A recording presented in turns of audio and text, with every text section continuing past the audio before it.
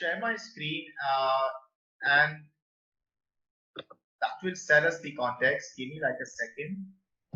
All right. So the next 90 minutes or so, how do we want to make it productive? So I thought we'll first do a quick sentiment check, all right, on a few pressing issues around startups, investing, venture capital and, founders and entrepreneurship. Then I thought we'll do some 6 ways to test a business model. I know we've all gathered to understand business called Canvas, but I thought let me first, share with you, 6 ways to test a business model, and then we go to the Canvas. I want to discuss something called the principle of vitamin versus painkiller, okay, especially for founders and also early stage investors, right? And time dimensions of a business model. And I'm going to take the case of Uber because it's easy to relate. The idea being you can apply this time dimension of a business model to your own startup, right? Or your investment portfolio, right? And top 3 trends, okay, which are resistant to COVID-19, right? Since that's the scenario we are right now in, I thought I'll share top 3 trends as per what I think, right, that will shape the future of businesses. So with that, let's move on to a quick something about myself quickly. I think you already know I've been a 4 times founder in the financial space and the engineering domain. Got some 13 early stage investments across sectors.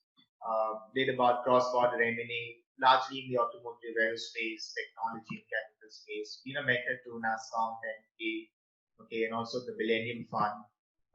Founding team on the IIM Lucknow incubator, right? And also advised IIT Kanpur incubator and Ecoris and a few others, right? That's largely what I am. Yes, spent some time with McKinsey and City Markets and Banking, right? So 12 plus years as a founder, advisor, and an investor. So I'm going to, share my insights from my limited, work exposure across sectors, right? Great. So let's get ready for some quick sentiment check. All right. For this, I would request you to log on to a website called menti.com. Okay, log on to a website called menti.com. I'm going to swap my screen now. Log on to menti.com and just punch in the code 37789 and just let us know what best describes you, right? So we get a good feel of who's in the room. All right. So have you started a venture? Are you about to start a venture? Are you an employee at a startup? Are you a mentor, advisor in the startup ecosystem? All right. Are you an investor in the startup space? Okay, let's get some response.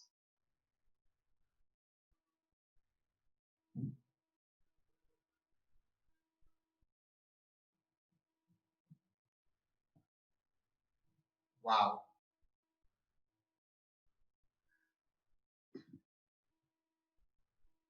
So we largely have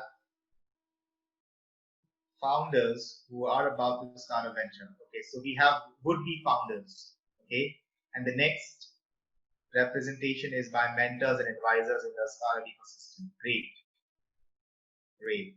Let's wait for a few more responses.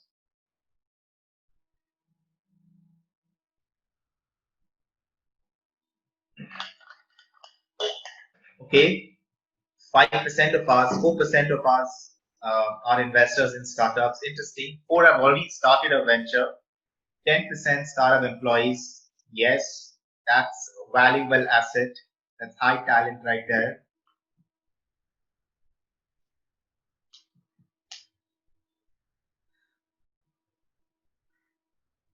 Cool. So we'll wait for another 30 seconds.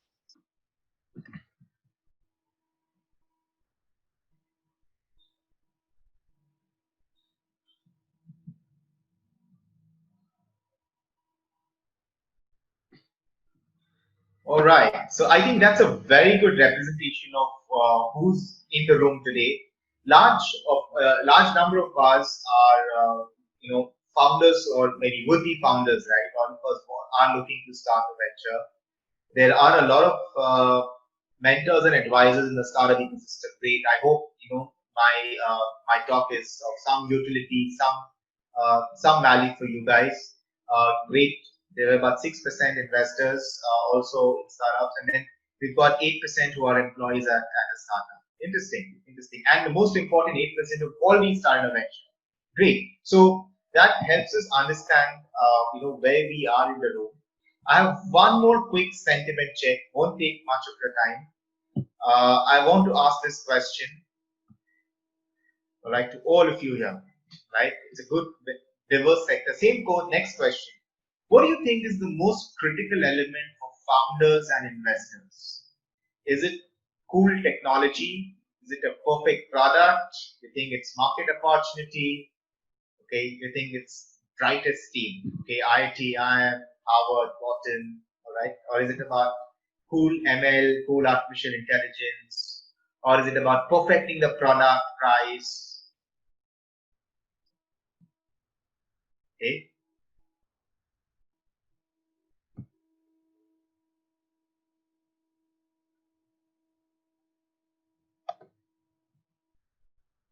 Wow.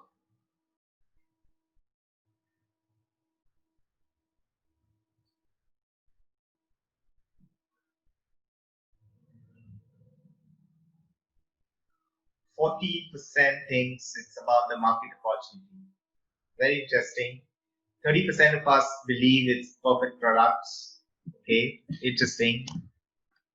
23% think it's the team. Only 9% think it's technology. That's very interesting to know. Okay.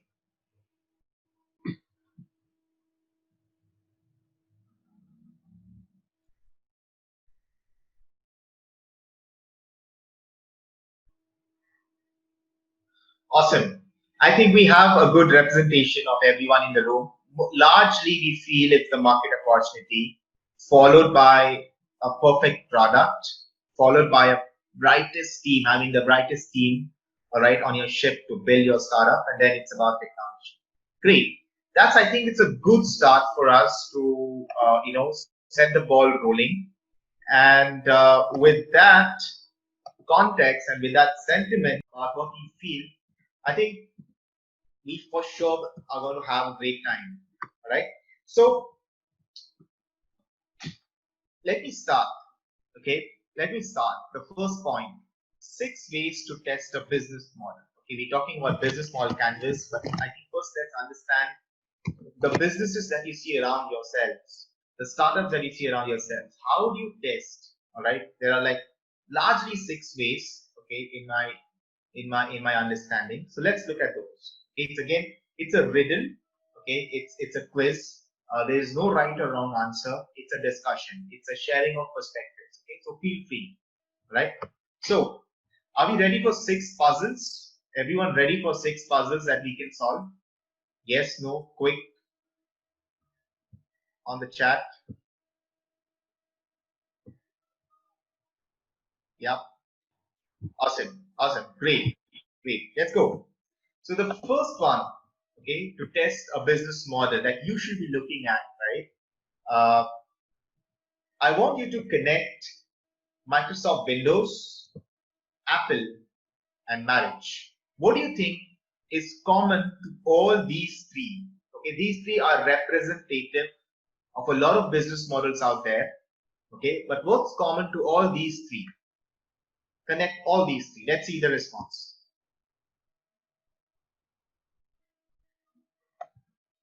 Okay, I am viewing the chat box. Family, Apple family, trust, okay, working long, license, trust, web portal, difficult to crack. Already you give up, okay, loyalty, success, relationships, teamwork, trust, new thinking.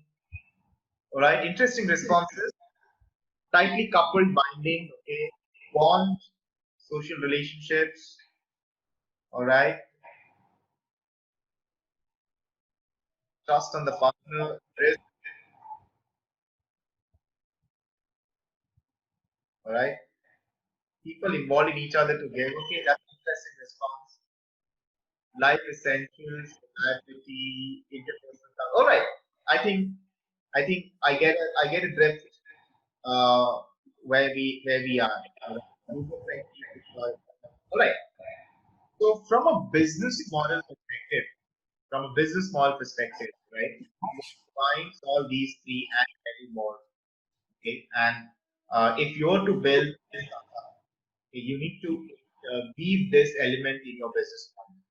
Right? It's actually high switching costs. Think about it. The switching cost from an Apple to a Microsoft Windows. Think about it. Macintosh laptop. Okay. Macintosh users, very few of them transition to a Windows. And a Windows user, okay, from a laptop or a desktop perspective, very few transition to an Apple. Okay, so the switching costs are very high between these two. And I think the same is the case with a marriage. It's not a business, but I thought it drives the point. Okay, because the switching cost of a marriage is also very high.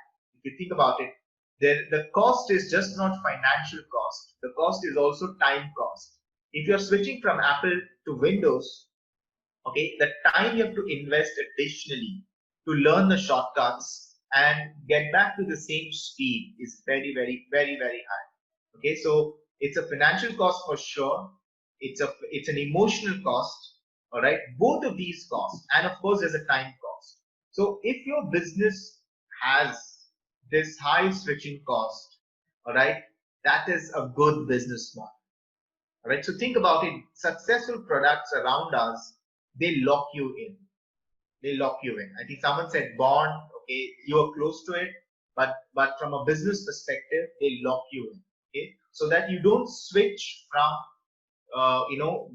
from their product to the competitor's product. Okay, and vice versa. And that is because of an amazing experience and the usability that each of these products and other products deliver. Okay. All right. Any thoughts? Any questions on the first test? Does that make sense? The switching cost.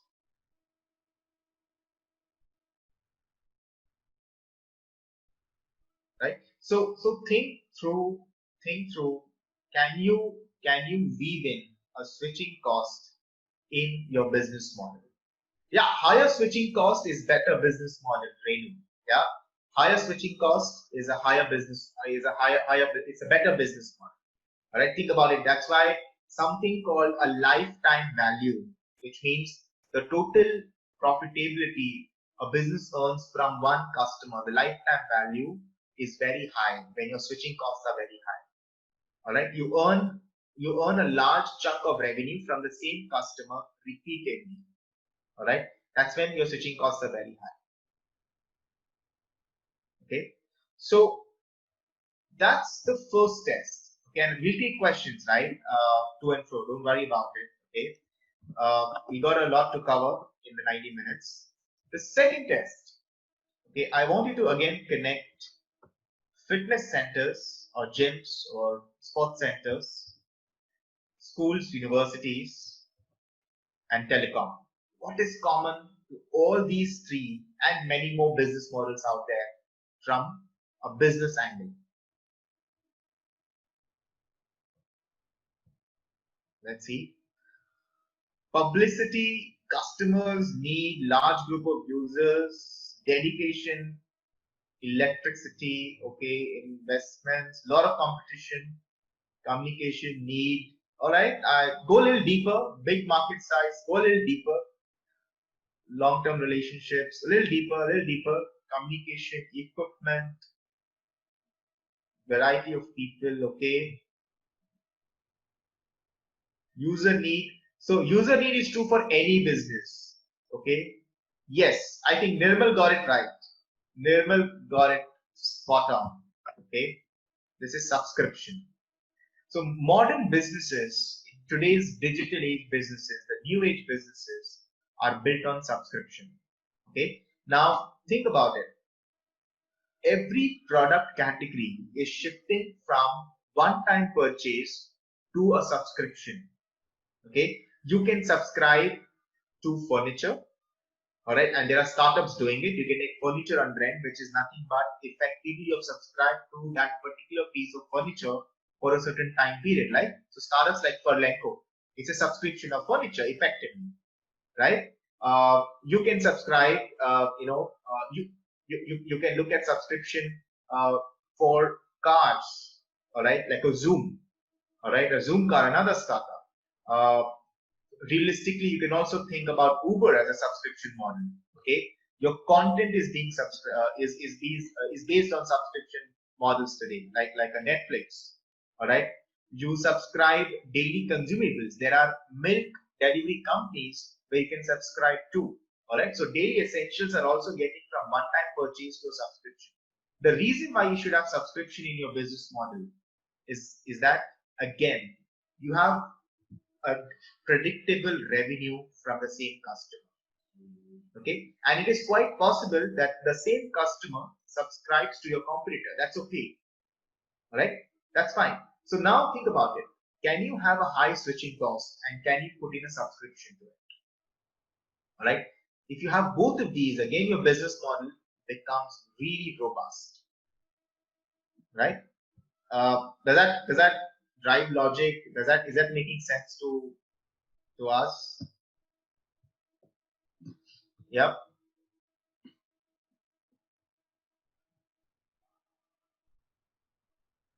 Great. All right. So we'll keep looking at few more such tests, all right, with the puzzle format. I hope it's helping you understand business models, okay, giving you clarity. The third test, again, connect airline tickets and magazines. Magazines like subscription magazines, okay, that you subscribe to. Like not the magazines for the guns, but magazines that we read, like an HBR.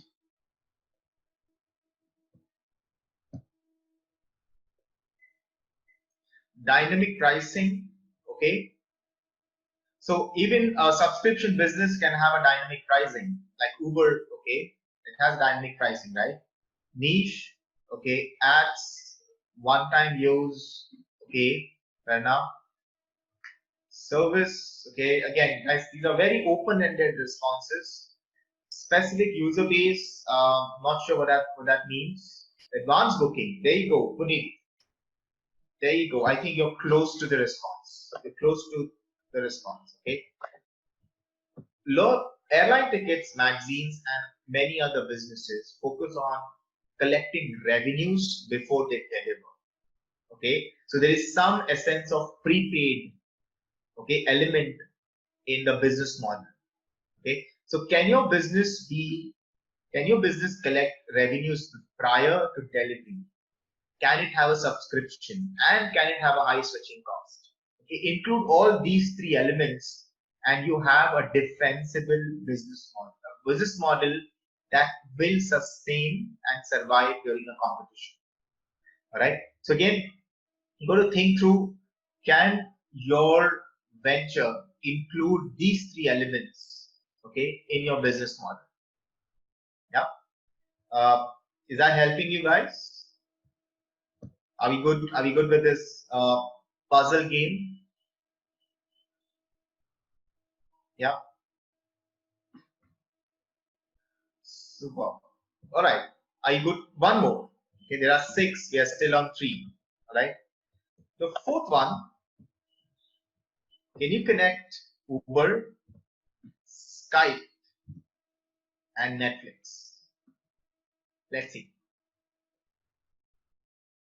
What's common to all these three from a business model perspective? Digital service, okay. Application interface, fair enough.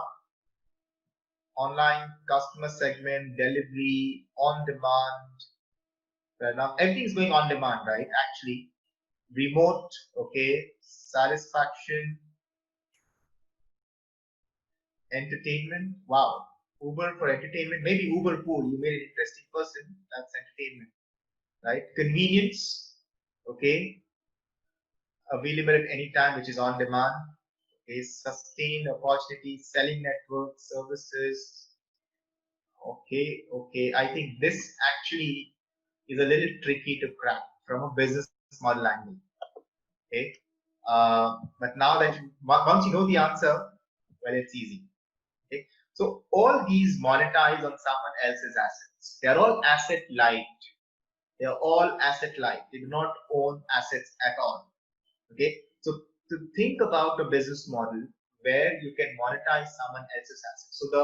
So the investment to produce the asset is someone else's, but you're only playing a very critical role of distribution. So think about it. Netflix, okay, is actually aggregating someone else's content, which was previously undiscovered. So underdiscovered, underutilized assets that are owned by someone else. Okay, can you increase the asset utilization and can you make money on that? Okay, and this is the nature of shared economy. Okay, can you share the same assets for multiple times, okay, to earn revenues? All right, because you're increasing the asset utilization. Okay, think about all modern businesses around us, startups around us. They are, they are designed around shared economy. Okay, cool. So guys, I'm getting these responses like online services, customer service. All of this is fine. That is online is a format. It's a touch point. Online is a touch point. Okay, where you interact with customers or potential customers and other stakeholders of your business. Being online does not mean you have a business model. Okay, you can still be offline and have a cracker business model, right? Pritish's question is, how does Skype uses others' asset? Okay, Pritish, Skype is voice over internet protocol, right? VoIP is actually Skype does not. Okay, Skype does not own the telecom networks. Okay, the telecom networks and the connectivity is actually laid out. The fiber optic or the copper wire, whatever the case be, right, is actually owned by telecom network companies. Skype does not use it, right? Skype is only providing an online interface, and these telecom networks were underutilized. So to increase the asset utilization, Skype said, let's have this VoIP. Does that answer your question? Pritesh, helps you with your question? Great. All right. Super. Akshay, if you can probably mention what does real estate services mean, I can help you with your question. All right. The fifth one. All right. Connect Instagram, IKEA. I'm sure all of you know IKEA. All right, and Facebook. These are all tests to a certain evaluator business model. Spot on. I think we have a response. User generated content, Zoya, yes. Free, community, social media marketing. Okay, I think, okay, let's wait for a few more responses. Okay, freedom, networking, community, okay, social interaction, networking. Okay, well, the answer actually, the common connect from a pure business model angle, okay, is it's user generated content, which is actually do it yourself. Okay, think about it. Instagram, you are the users. All of us are on Instagram, right? We generate the content ourselves and we are consumers of that content ourselves. That makes Instagram viral. Okay, so is the case with IKEA. Okay, you assemble the panels by yourself, okay, to build the furniture, to erect the furniture. You just get the panels from the IKEA store, you get it home in an office, wherever, and you assemble by yourself. So is the case with Facebook. So is the case with most, and in fact all social networks. All right, and a lot of non-social network ventures like IKEA have begun to monetize this trend of do it yourself. IKEA is not new, it's old, right?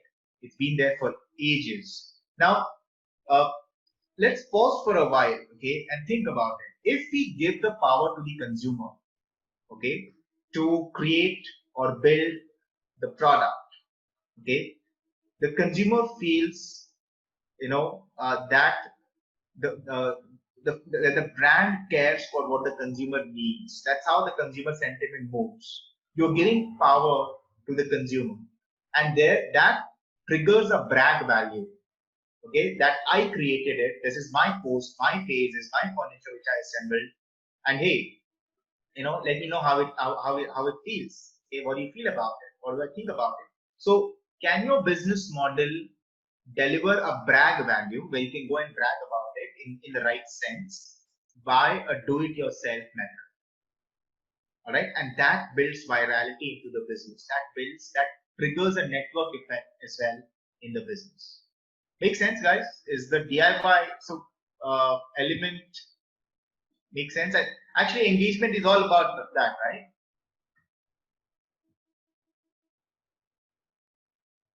Yeah. All right. Perfect. And the last. Okay. And the last. Airbnb, McDonald's.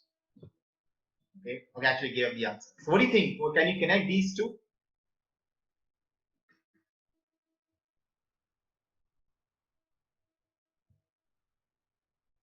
Quality, speed, franchise, has up, yes. Right, yep, you read the answer, yeah. So I think this is a sitter. So think about it, right? Can your business be franchisable? Okay, can your business be franchisable? And because of that, can it be scalable? Okay, not all businesses are franchisable. It's not possible to franchise every business model. But if you can weave some element of franchising into it, you can scale very quickly globally. And everyone wants a scalable business, right? So now, if you connect, all the key tests, can you involve all these elements? Can you include all these elements in your business, right? High switching cost, subscription, do it yourself, possibly to collect revenues before delivery, all right? And can you make it franchisable and scalable? So all of the six. Now, very few businesses will have all six elements. It's very, very difficult to build such a business model. That's why a lot of startups fail because they can't get the business model right. Okay, and probably these six puzzles help you with a framework as to how can you build your business model which is scalable. Okay, which is also, when it is scalable, it is investable. All right. Now, make sense, guys? All good? All happy? I mean, are you enjoying the puzzles? Yeah, fun way to learn.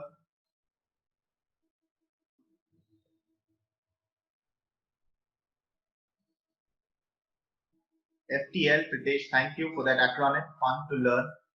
Okay, super. So now, since I've been a founder, and founders goof up every day, all the time. I just goofed up, right? In my talk. But for every goof up, a founder has a hidden trick. So I have a hidden trick here. I'm going to give you the seventh one. Okay, and it's a bonus. All right. Try connecting LinkedIn, Amazon, and Google. This will give you the seventh lens to think about a business model. Try connecting all these things. Personalization, okay, mass communication. Again, these are, go deep, guys, go deep, think deep. Networking, global, okay, information, okay, interesting, niche, clarity, okay, wide coverage. Monopoly, I don't think so. Monopoly is a very complex topic to discuss, so we park that for a while. Okay, multiple services. Okay, Nitin, you're somewhere close to that. Connecting people. Pioneer, absolutely no. Google isn't the pioneer in search engine. Service upgrades. Okay, Zoya. Fast and anytime. Okay, popularity. No, you can't build a business on popularity. That's an end result of your great service, great product. Search engines. Okay, interesting. Fair enough. So let me get this. Think about it. All these are platform plays. Okay, these are massive platform plays. Okay, and let me share with you today. If you have to build a business, build a platform business. Okay, what is a platform business? Platform business is like you have users on one side and you have producers on the other side. And users, more users, like take the example of Amazon, right? More the users, okay, better the platform, okay, and more the users, more the suppliers or the producers on the other side. All right, so that demand supply, okay, is balancing itself, and it is creating that massive network effect. Okay, and that's the characteristic of a platform. Think about it. Each of these businesses, okay, LinkedIn has so many products under itself. Amazon has a lot of products under itself. So does Google. Each product, okay, adds more value to the other product because it's designed as a platform. All right. So we can have probably another session on how to build a platform business. But can your business be a platform instead of procuring, producing and supplying? That's a pipeline business. Okay, it's very linear. Can you build a two-way business? Okay, so there are producers and users on both sides. Okay, and sometimes users become producers and sometimes producers become users. Okay, that switch that increases something called daily active usage, DAU. Okay, so you need high DAUs for your business to be successful. So I'm giving you seven lenses, okay, on how to evaluate a business model, your own business model or someone else's business model. Okay, you can ask these 7 questions and see where do they fit. Do they have all 7, which is difficult and rare. Okay, only someone like a Google or an Amazon would be able to do so. Okay, and a few others. Okay, typically about 90-95% of the startups only have about 2 or 3 of these elements in their business model. Okay, and they are discovering the 4th and the 5th and the 6th, how to include the rest of those. All right, good. Does this puzzle help you now set the base to look at business models? Yeah, perfect. So we will now move on to another interesting part of our 90-minute talk. All right, how do we create investable business models? Okay, how you go about doing this? We saw the 7 lenses, great, but how do we create it? Okay, so I'm going to talk about the principle of vitamin versus painkiller here. How to first spot. Okay, hope this is helpful. Okay, so there is a vitamin, okay, and we have a painkiller, okay, in the startup space, and I'm going to use a live example again. Okay, there is this Meat Plaza. It's called the Meat Plaza. It's an actual photograph of an actual shop. Okay, in South Bombay. It's a place called Parel, okay, in South Bombay. So what it does, simple. It will give you fresh chicken, fresh mutton, all right, and eggs. Okay, as it's called the Meat Plaza. Everything fresh, the wet market. And then you have Licious, which we call is the painkiller. Okay, I'm sure you've heard of Licious. Anyone? Yes. Licious. Look it up. Look it up. I think you have access to your net. Look it up. All right. So Licious and the Meat Plaza, both of them exist in a $40 billion Indian meat market. So the Indian meat market today, as of 2019, okay, December 2019, is a $40 billion market. Both of them exist. All right. But there's a difference. There's a massive difference in the Meat Plaza, which is a vitamin, and Licious, which is a painkiller. Okay, a vitamin is a me too. Okay, just another player in a large crowded market. It's feeding an already existing market, and you probably, if you look up, walk down the street, there'll be 10,000 even chicken shop, even mutton shop, all of those. So there's literally no difference, among these players. It's a me too. Okay, I'm using this example to drive the point of a vitamin versus a painkiller. Okay, and tell you why in a while. Versus a painkiller stands out, and how? Why does Licious stand out? Okay, because it's solving a pressing need. Okay, and I'm going to flip it back to you guys. Okay, what do you think are the problems, pressing problems in the fresh meat market in India? Let's gather some response.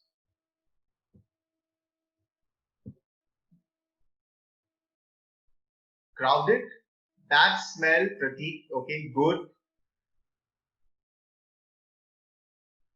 Dirty, hygiene, freshness. Okay, quality. Okay, deliveries, freshness. Yes. Okay. Okay, and can we see what are the problems do we have? Time. Okay. Surety. Okay. Quality. All right.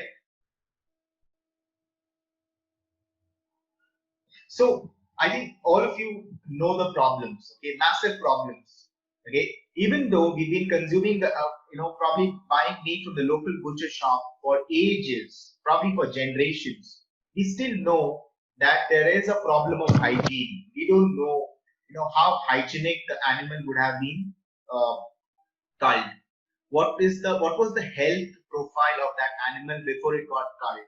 Okay, the way it is stored, the person who's culling it, there's a lot of human intervention. All of these triggers hygiene problems. There is also a problem of extraction, yes, right? Quality as well, and there is no consistent quality as well. Okay, if you are small, if you are large, all those things. So that is a pressing problem that Licious is solving. So if you look up Licious, I'm sure you would have until now.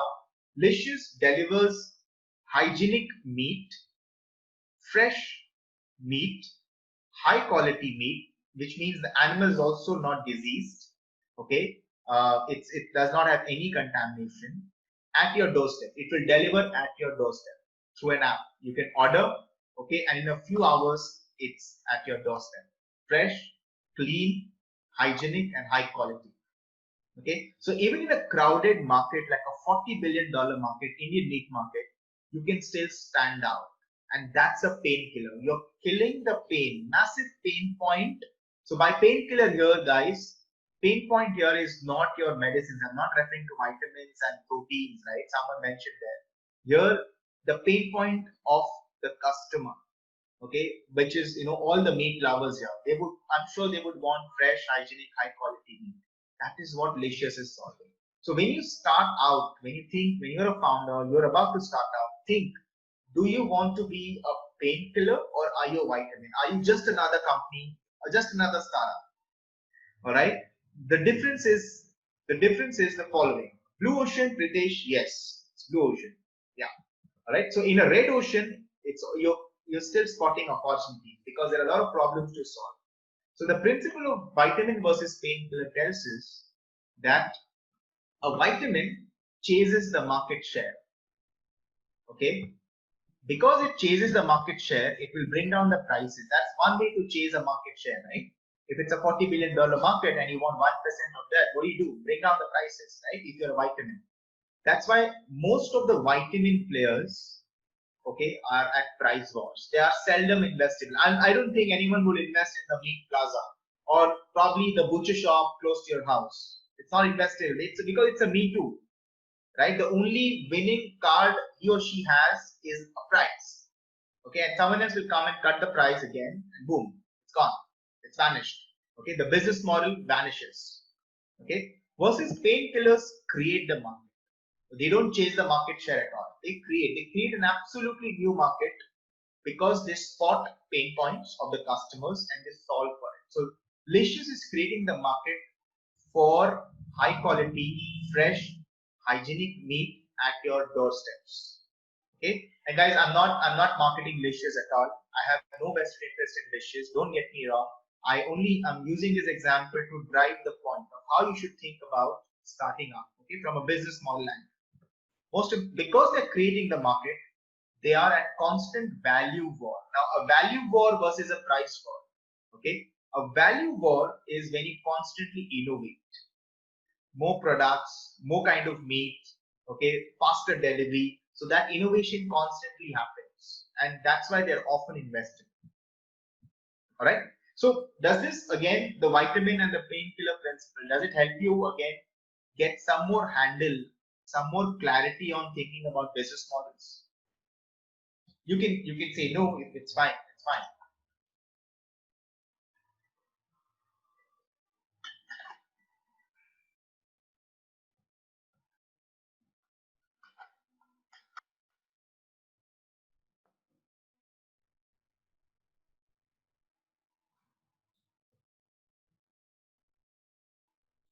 Okay. Okay, the analogy could be better. Fair enough. So Ahmed, I mean Marvin, happy to take your sessions, happy to take your questions, right? When we open for Q&A. All right.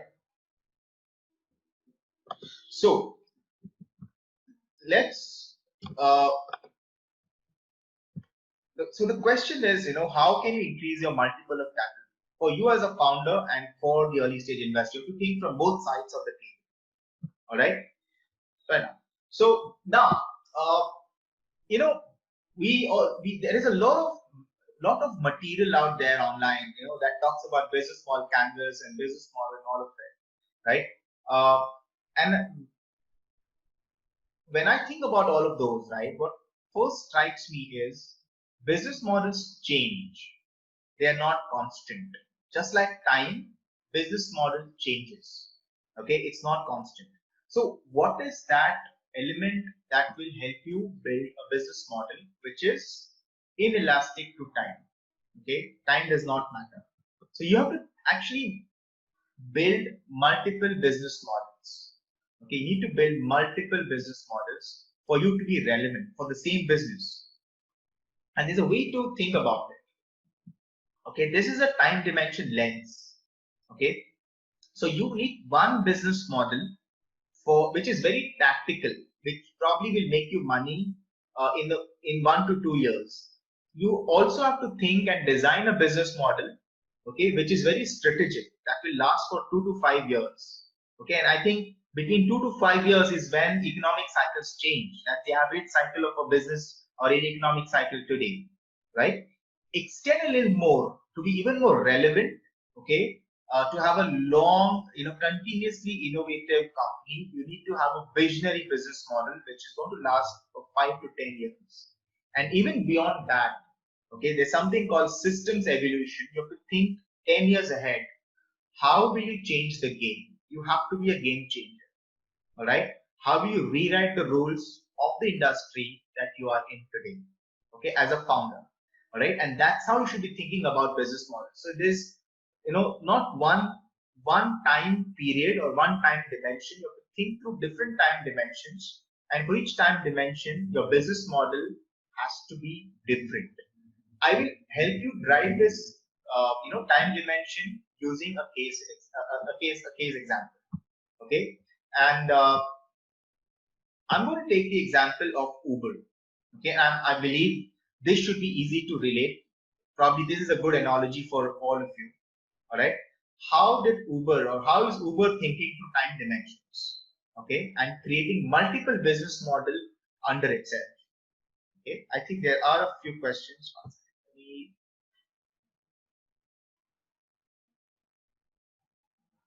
Okay, there is a question. What things we need to consider for an agricultural startup? All right, Nirmal, I think agriculture is again massive, wide. Okay, the trends in agriculture today, you can do urban farming, you can do climate controlled agriculture in a room, right? They can control and mimic the climatic conditions, okay, so that it is not subject to weather conditions or weather vagaries. All right, so there, we can have a detailed discussion. Right? Rely on political factors. No, I don't think you should really worry about political factors and all of that, right? I think if you think on those lines, you will never start out. You will always blame, politics kharab hai, let the next come, we'll do something. I don't think that should be the mindset at all. You as founders, you will hustle, you will figure a way out. Think about it. Uber has been challenging governments of the world, okay, to ensure ride hailing becomes the norm. Uber is banned in a lot of countries today, right? It doesn't mean the founding team says, okay, let's stop the show, right? So I don't think politics should really determine whether your business model should be X or Y or Z. Okay. So I think when you change the game, politics will follow you, right? So let's look at Uber. How is Uber thinking through time dimensions and how is it making a business model? All right. So if you were to describe Uber in just one simple line, it's a 24/7 commuting as a service. Okay, it's available 24/7. Okay, there is very little downtime. Okay, and it is dependable. You can trust. It's good quality and it's transparent pricing. Okay, and you can commute virtually without any hassles. Right. So I think if you differ, please post it in your chat group. I'm happy to look at your viewpoints as well. Right. So the market opportunity for Uber, okay, it starts with what the founder, how the founder is looking at transportation. See, Uber is in the transportation space as a much larger meta theme. The mega theme is transportation. So as per the founder, as per Travis, okay, transportation should be as efficient as running water. This is like the one-line vision statement. He wants to change the game of transportation, the way we transport everything, people and goods, both. Okay, and it should be as efficient as electricity, dependable running water, fluid. Okay, that's his that. So the Uber's business model is actually based on this vision statement. Okay, and I'm sure all of you study vision statements or would have studied what does mission statement mean. But I think it's simply means how are you changing the game? Are you a game-changing founder or are you a vitamin founder? Just a me too. All right. So with that game-changing thought or game-changing vision, what has Uber done? How is it thinking through time dimensions? Let's look at this. So the first step is actually identifying the unique abilities of the venture. Case in point is Uber. Let me flip the question back to you. What do you think are or is the unique ability of Uber? Let's take some responses.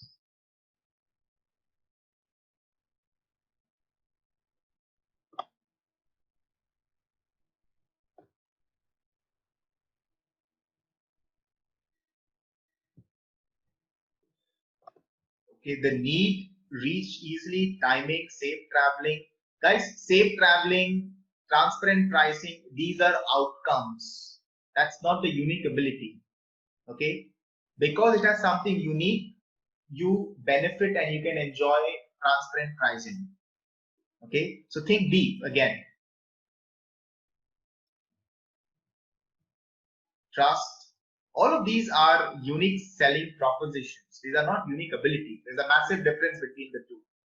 Design. We'll take the COVID lockdown, situation later on. Okay. Anywhere, anytime, traffic reduction. Okay. Customer not own vehicle. That we discussed, right? It's a platform play. Using population with timeless services. All right. No own employees. Okay. No. All of you are actually, your responses are the result, the outcome of some unique ability. All right. So look at this. Think a little deeper. All right. Let me help you with this. All right. Algorithm. Uber's algorithm makes it unique. That is the power that the founder has built. Okay. All right. And that algorithm actually delivers what you guys just mentioned, which is demand prediction. Because of the algorithm, okay, it can predict which part of the city, how many cabs would be needed at what time of the day, correct? And what type of cabs as well. So that demand prediction becomes possible because of the algorithm. The ride matching, okay, which means where are the riders and where are the drivers. The ride matching is also possible because of the algorithm. Price optimization, transparent pricing, surge pricing, discount rates, all of these, okay, again, possible because of the unique algorithm that it has. That's Uber's trade secret. It's not patented, but it's Uber's trade secret. All right. And being able to dispatch vehicles. Okay. So I'm sure you know the expected time of arrival. That ETA is actually nothing but because of the dispatching algorithm Uber has. All right. Of course, payments, the entire payment loop. Do you want to pay by card, cash, wallets, or do you want to split it using Uber Pool with your co-rider? Okay, again, it's an algorithm to close the payment loop and complete your experience with Uber, right? So algorithm is what is driving all that you mentioned. Those are outcomes, right?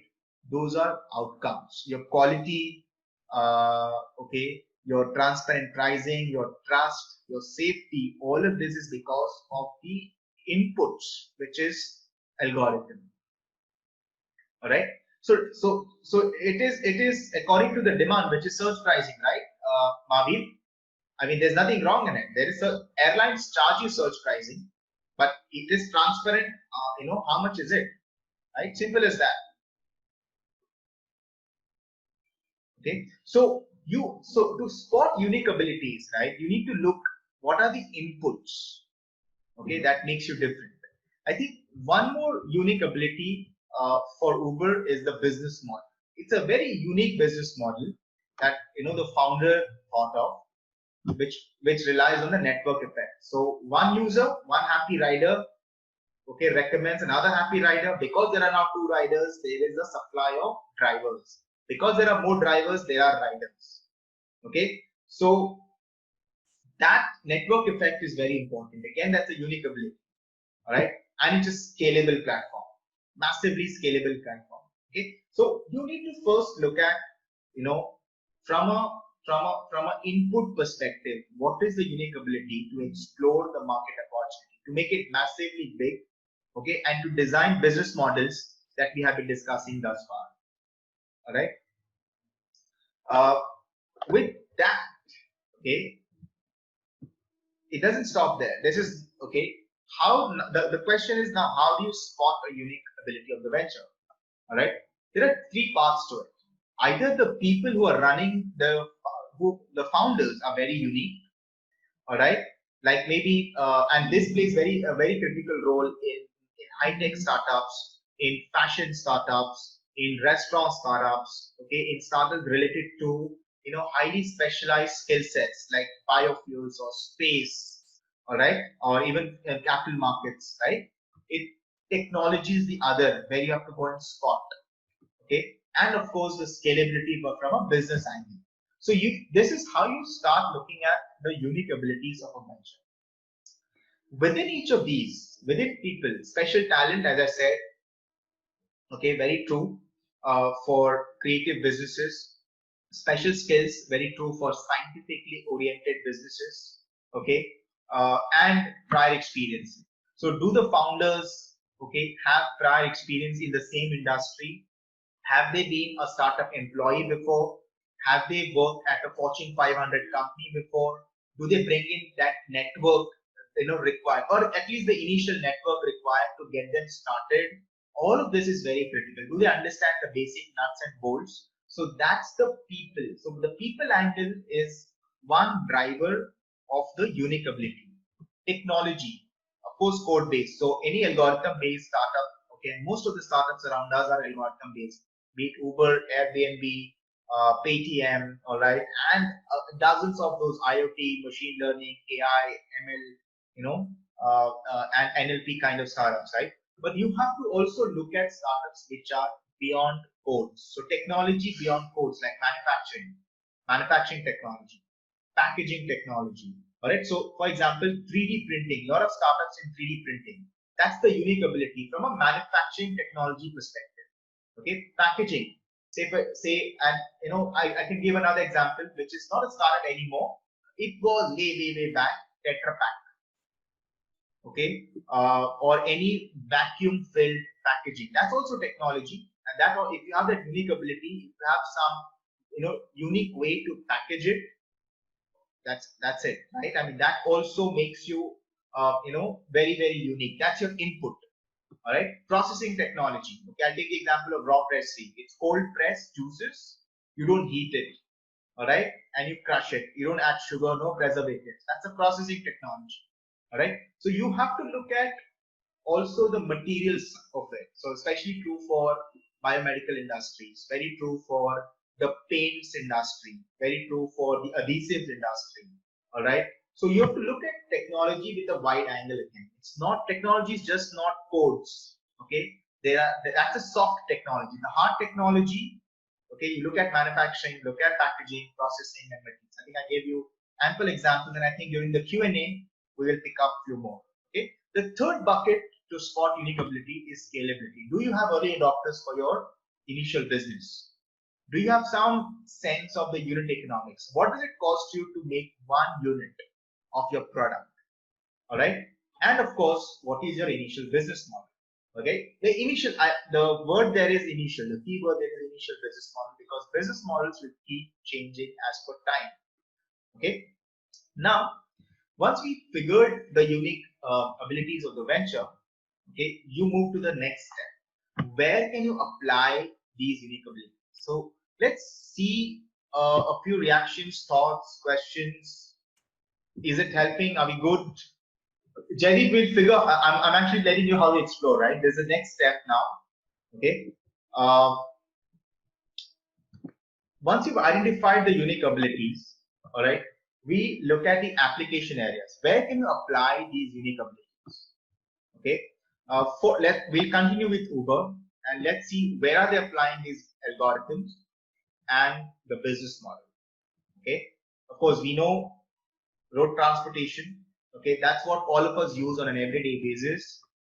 Uber, for your understanding, okay, is also getting into cargo transportation. Okay, so look up Uber's investor presentation. Okay, it's all there because it's a listed entity. Okay, they are getting into logistics as a service for transporting intra-city last mile delivery of cargo, and also intercity transportation of cargo on an app.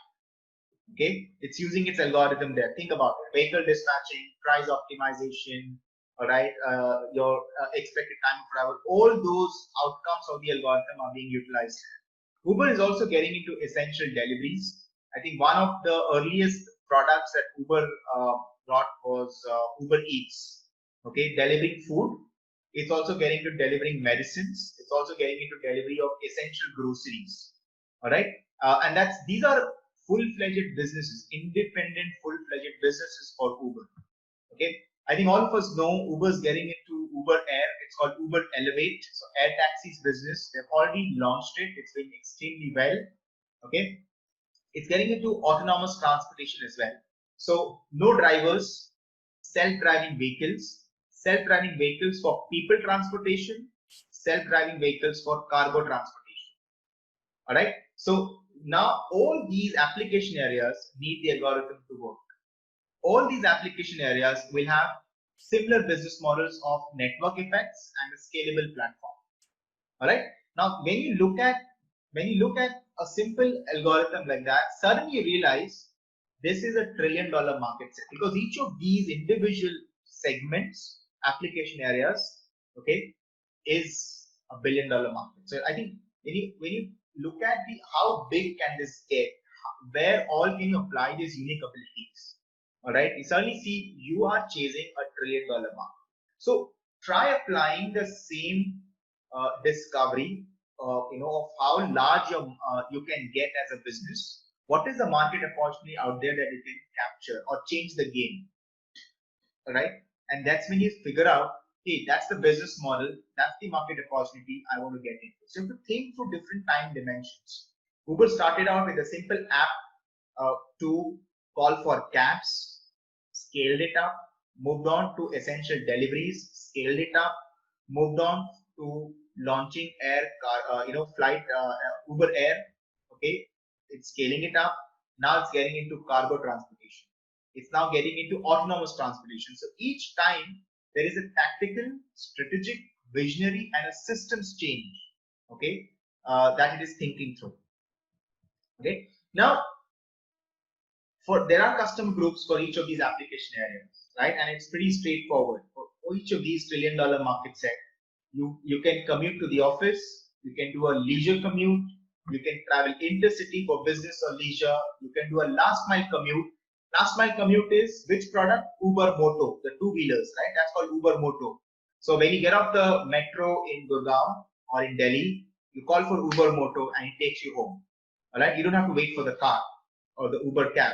So it's getting it last mile commute, all right, and rapid commute, which is air taxis. All of these are multiple use cases, all right. So you have to think through use cases, the market set, and the unique abilities. Add these three, and you know where your business model should be heading for 1 to 2 years, 2 to 5 years, 5 to 10 years, and more than 10 years. All right, all good. So at the end, okay, any questions? Can we stop for a few questions? Yes, sir. We'll take up a few questions now. Yeah. Then we can continue again. Yes, sir. So, sir, one question that we have is, as you had suggested, that we need to have a business model which is not dependent on time. Considering the situation that we're facing today, how can one build a robust business model? Okay. So let me go back to the time scale. Okay.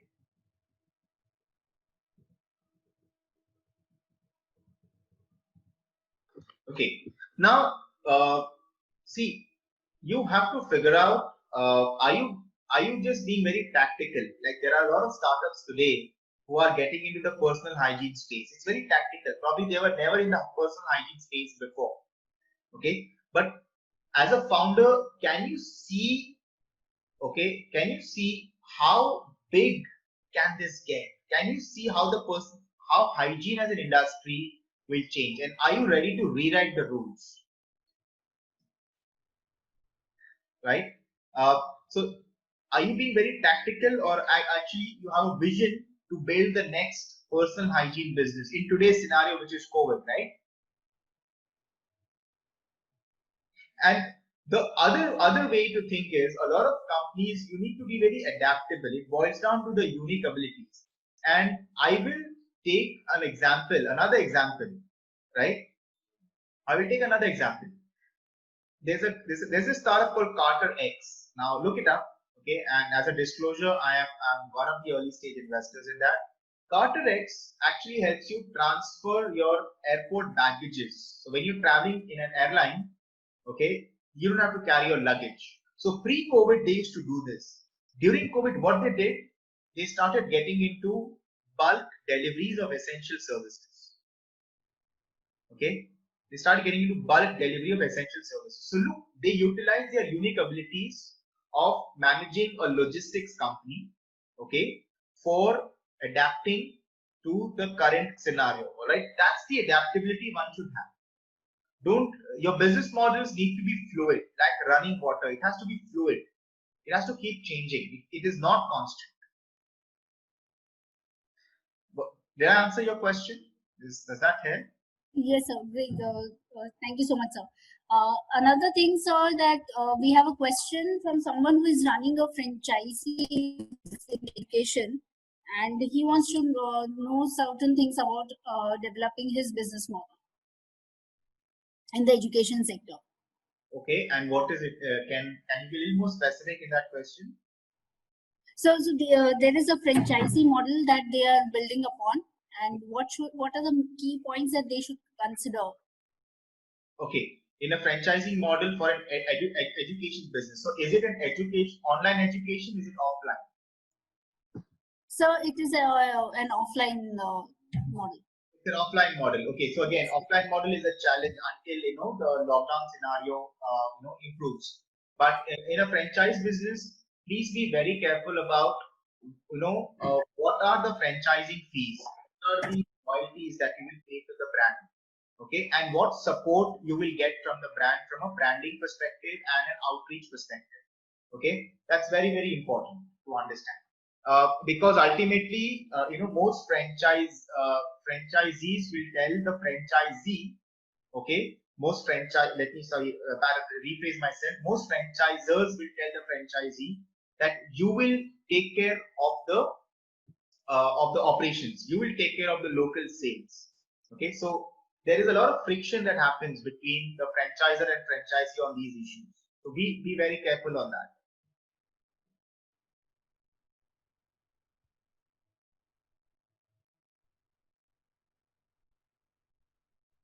Right?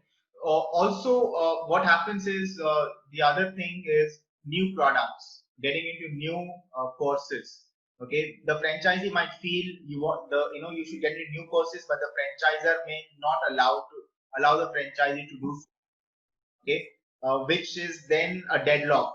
You can't even get out of the franchisee because you have a non-compete clause, and you can't even do your own business that you want to do where you see an opportunity. So again, that becomes a very tricky thing. Okay, so this one last slide very quickly. This is how the business model canvas of Uber looks like, right? Because we talk about business model canvas, but I think what you need to know is what you should be putting on the canvas. That's more important. Yep. So it's got that nine parts to your business model. You got your customers, value proposition. All right. Okay. Value proposition is actually your painkiller. How are you going to kill the pain? Okay, of the customers. How will you reach out to your customers using your channels, right? Digital, offline. A mix of the two, word of mouth, all of these, right? Look at the customer relationships, key activities as to what you will do by yourself, what are you going to outsource, what kind of key partnerships you want to build to make your business a success. All right. Of course, your cost structure and how will you earn. So 9 moving parts. This I think is open source. It's available. I put it up here just to drive the point, right? Before you start writing the canvas, please understand your 6 or 7 different lenses to evaluate the business model, and then look at a time dimension. Yeah. And as a last closing, I think I've got 3 trends, top 3 trends. I think drone tech will pick up, urban farming will pick up. There's a typo there, I'm sorry. It's blockchain powered cyber security, okay, going forward.